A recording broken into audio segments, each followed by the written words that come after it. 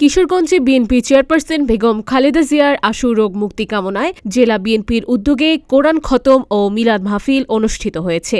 সোমবার শহরের ৩২ এলাকায় একটি কমিউনিটি সেন্টারে এই অনুষ্ঠানের আয়োজন করা হয়। এতে জেলা বিএনপির সাধারণ সম্পাদক মাজহারুল ইসলাম, কিশোরগঞ্জ পৌরসভার সাবেক মেয়র আবু তাহের মিয়া, জেলা যুবদলের সভাপতি খসরুজ্জামান শরীফ, সাধারণ সম্পাদক আবদুল্লাহ আল মাসুদ সুমন সহ নেতাকর্মীরা উপস্থিত ছিলেন।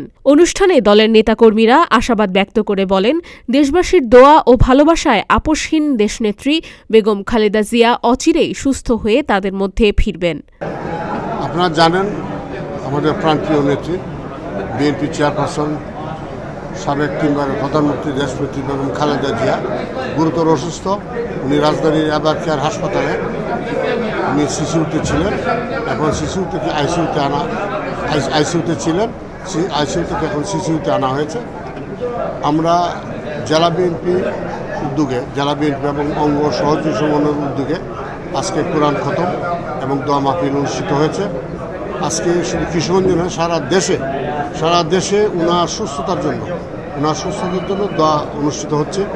আমরা আশা করি উনি সুস্থ হয়ে আবার এই দেশের নেতৃত্ব দেওয়ার জন্য, দেশের মানুষের নেতৃত্ব দেওয়ার জন্য, দেশের মানুষের মুক্তির জন্য উনি আবার আমাদের মাঝে ফিরে আসবেন এবং এই দেশের দায়িত্বভার গ্রহণ করবেন।